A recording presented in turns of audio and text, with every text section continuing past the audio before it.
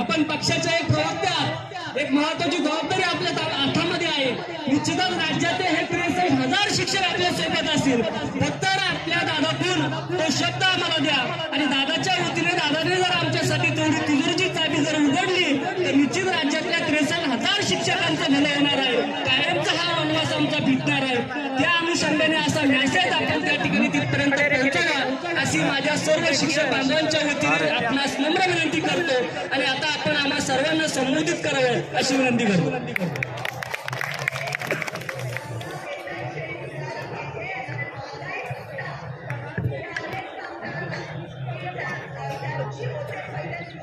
जय महाराष्ट्र। शिक्षक समन्वय संघाच्या वतीने तुम्ही सर्व शिक्षक आंदोलनाला बसले आहात। हे मला मी आज मुंबईला आमच्या पक्षाच्या मीटिंग मध्ये आले असता कुठे गेले दोघं ते उभं कळू दे ना कुणी आणले मला। ह्या दोघांनी मला आपलं निवेदनाचं आणि का आंदोलनाला बसले आहेत हे सांगितलं। या आंदोलनामध्ये अनेक महिला शिक्षिका सुद्धा बसलेल्या आहेत हेही सांगितलं। मुळात सांगते माझा पिंड हा आंदोलनातनं माझा जन्म झालेला आहे।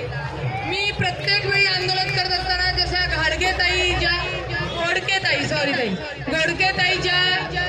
जोशाने आपल्या सगळ्यांचा प्रश्न सुटावा यासाठी तळमळीने जे बोलत होते त्याच पद्धतीने काम करण्याची पद्धत काही आमची आहे।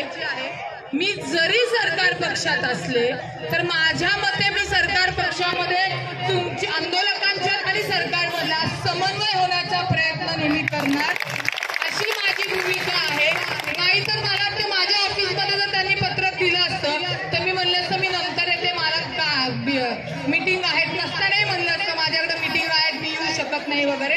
परंतु आंदोलन होत असताना हे प्रश्न मार्गी लागणं फार महत्वाचं असतं। त्यामुळे माननीय अजित सरकारच्या वतीने एक समन्वय म्हणून मी तुमच्या सोबत आहे। एक शिक्षिकांचा प्रश्न हा मार्गी लागला पाहिजे। आमच्या सर्वसामान्य पदाधिकाऱ्यांचं सुद्धा मत असतं। तुमच्याकडनंच मला तुमच्या आंदोलनाची जी माहिती मिळाली आहे की केसरकर साहेबांनी सांगितलंय की अजित दादा हो म्हणाले तर काही अडचण नाही, परंतु मी इथे येतानाच विचारलं की तुम्ही इथे आंदोलनाला बसल्यानंतर अजितदादांपर्यंत तुमचं हे निवेदन तुमचे जे काय मुख्य 4-5 जण आहेत ते घेऊन गेलेले आहेत का नाही, तर मला नाही उत्तर मिळालं। फक्त आम्ही या मैदानाची परमिशन घेतलेली आहे, इथे पोलिसांना सांगितलेलं आहे आणि ते सरकारला कळवतील अशा आशेवर काहीतरी परिस्थिती आहे। तर मी तुमची भगिनी म्हणून सांगेल की अशा आशेवर बसून काही होत नसतं। तुमचे जे मेन लोक आहेत एक 5-6 जण तुम्ही जे आता तुमचं मत सांगितलं, तुमचा जो त्रास सांगितला हे माननीय अजितदादांपर्यंत पोहोचवणं गरजेचं आहे। आता मी आलेली आहे, मी नक्की पोहोचवते, तरी सुद्धा मी त्यांच्या पीएनचा पण तुम्हाला नंबर देईल। तुमची आणि त्यांची भेट कशी होईल आणि जे तुम्ही मला सांगितलेलं आहे ते फक्त अजितदादांना निवेदनाद्वारे जर सांगितलं तर मला खात्री आहे की अजितदादांकडे अर्थमंत्री जरी असले तरी त्यांनी विरोधकांची कामं केलेली आहेत, तर महाराष्ट्रातील जनतेची कामं ते का करणार नाही याचं उत्तर तुम्हाला भेटल्यानंतर मिळेल। 100% हा जर विषय पैसे नाहीत म्हणून जर काढला असेल तर अजितदादा यातनं कायदेशीर मार्ग काढतील ही मला खात्री आहे। त्यांची प्रवक्ता म्हणून, त्यांची कार्यकर्ती म्हणून मला फक्त आपल्या आंदोलकांच्या इथं विनंती आहे की आपण फक्त हे निवेदन दादांपर्यंत पोहोचवणं गरजेचं आहे। त्याच्यानंतर तुम्ही केसरकरांना परत भेटलायत का नाही मला माहित नाही, पण त्यांनाही भेटणं गरजेचं आहे, कारण का 3 जणांचं मिळून सरकार आहे, त्या खात्याचा कारभार ते पाहतात। आता तुमच्याकडनंच मला कळलं की आमच्याच दादांच्या खात्यावर जर तुमचं भविष्य डिपेंड असेल तर ती जबाबदारी आमची सुद्धा आहे की तुमचं हे निवेदन अजितदादांपर्यंत पोहोचू तो कसा लवकरात लवकर मार्ग लावण्याचा प्रयत्न करावा याच्यासाठी तुमच्या सोबत आहे। एवढंच सांगायला मी इथं आले, कारण का सहसा सरकारमध्ये आहेत आणि विरोधकांच्या आंदोलनाला कोणी येत नाही. मी अपघाताने सरकारमध्ये गेले असं म्हणा, कारण का अजितदादांसोबत असल्यामुळे सरकार स्थापन झालं आणि त्यांच्यासोबत आहे. परंतु मला चांगला अनुभव आहे की विरोधकात असताना माझी जी 10 दिवसात कामं होत होती, माननीय अजितदादांसोबत असल्यामुळे ती 2 ते 3 दिवसामध्ये मार्गी लागतात. परंतु तुम्हाला त्यांना प्रॉपर भेटणं, सांगणं गरजेचं आहे. माझी शिक्षक समन्वय संघातील जे आमचे बंधू आहेत त्यांना विनंती करेल मी की तुमचं निवेदन तुम्ही दादांपर्यंत पोहोचवा. यातनं 100% म्हणजे जसं या सरांनी सांगितलं की 20%, 40%, 60%, आता या वर्षी न मिळता जर 2025ला मिळणार असेल तर हा अन्यायच आहे. परंतु राज्यातील प्रश्न सोडवत असताना ते प्रश्न जसे आंदोलकांना समजणं गरजेचं असतं तसं सरकारला सुद्धा समजून सांगणं गरजेचं असतं. आता तुम्ही शिक्षिका आहेत, तुम्ही जेव्हा विद्यार्थी घडवता प्रत्येक विद्यार्थ्याला अभ्यास येत नसतो, तसं प्रत्येक सरकारमध्ये जे असतात त्यांना तुमचे प्रश्न नुसतं इथे असून कळणार नाहीत. तुमचे जेव्हा 4-5 जण जाऊन सांगतील तर निश्चितच तुमचा हा प्रश्न मार्गी राहिल्याशिवाय राहणार नाही ही खात्री मला आहे. आणि जर नाही तुमचा प्रश्न लवकर सुटला तर तुमच्यासोबत मी इथे आंदोलनाला बसेल ही ग्वाही तुम्हाला देते. कारण का मला बोलायचं एक आणि करायचं एक, त्यासाठी मी राजकारणात नाही.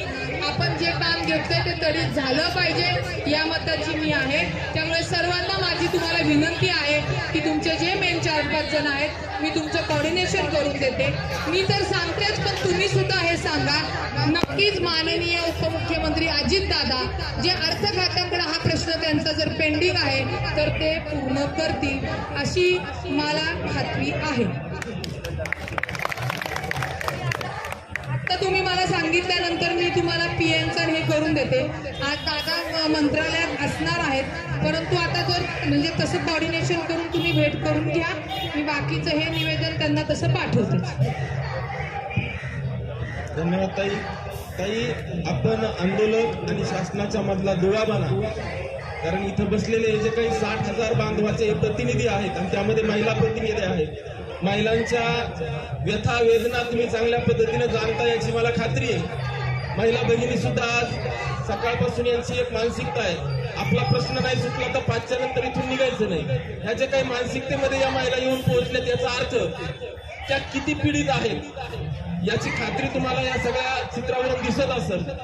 माझी एकच विनंती आहे, दादाकडे हा प्रश्न गेला आणि दादानं ग्रीन सिग्नल दिला की 100% सुटणार आहे. आमच्यामधली मध्यस्थी आपण करावी. मला आमच्या देशपांडे सरांनी सांगितलं की तटकरे ताईंनी सुद्धा तुम्हाला सांगितलं की इथले जे काही आंदोलक आहेत त्या आंदोलकाचे हाल, त्यांच्या वेदना समजून घ्या. या वेदना आमच्या दादापर्यंत, तटकरे ताईपर्यंत आणि शासनामधल्या प्रत्येक घटकापर्यंत आपण पोहोचवाव्या. दादाबरोबर आमची जर 2 लोकांची 4 लोकांची जर बैठक घडवून आणता आली, तेही जर केलं तर ह्या हजारो बांधव आणि ह्या भगिनी आपल्या ऋणात राहतील एवढीच विनंती करतो आणि आमचा समन्वय घडून आणावा ही पुन्हा एकदा विनंती करतो आणि आभार मानतो. धन्यवाद. तो समन्वय घडून आणण्यासाठीच मला जसं त्यांनी तुमचं निवेदन दिलं मी तात्काळ त्यांना सांगितलं की चला आम्हाला भेटू द्या. मला माहिती आहे महिलांना आंदोलन करणं सोपं नाहीये. 5 नंतरच्या काय अडचणी होतात काय नाही या सगळ्या जाणलेल्या आहेत. आंदोलनासाठी जेलला गेल्यानंतर काय त्रास होतो त्या मी भोगलेल्या आहेत आणि नक्कीच सरकार आणि तुमच्यामधला समन्वय होण्यासाठीच मी इथं आलेली आहे. माझा तटकरे ताई आता ऑफिसला आहेत, खरं त्यांना सुद्धा तुम्ही निवेदन तिथं देऊन मी त्यांना सांगते.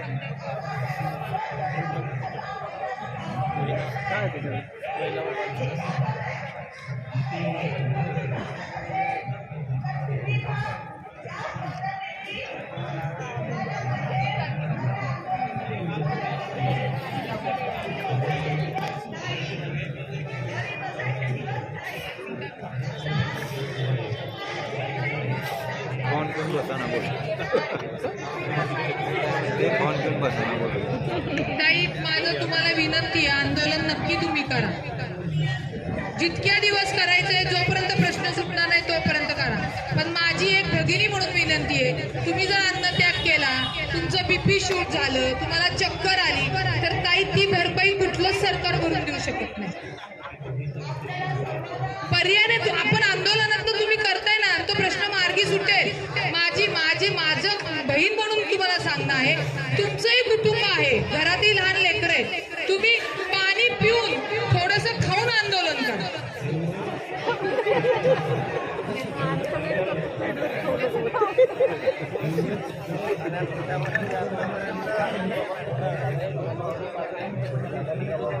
त्यांचा जीवानी शिकावून नाही ना मिटला पाहिजे. तुमच्या शरीराची गॅरंटी तर कोण घेऊ शकणार नाही ना, शेजारचा पण नाही घेऊ शकणार. तर माझी विनंती आहे तुम्हाला, आंदोलन नक्कीच झालं पाहिजे, जोरदार झालं पाहिजे, पण थोडंसं अर्धपोटी करा उपोषण.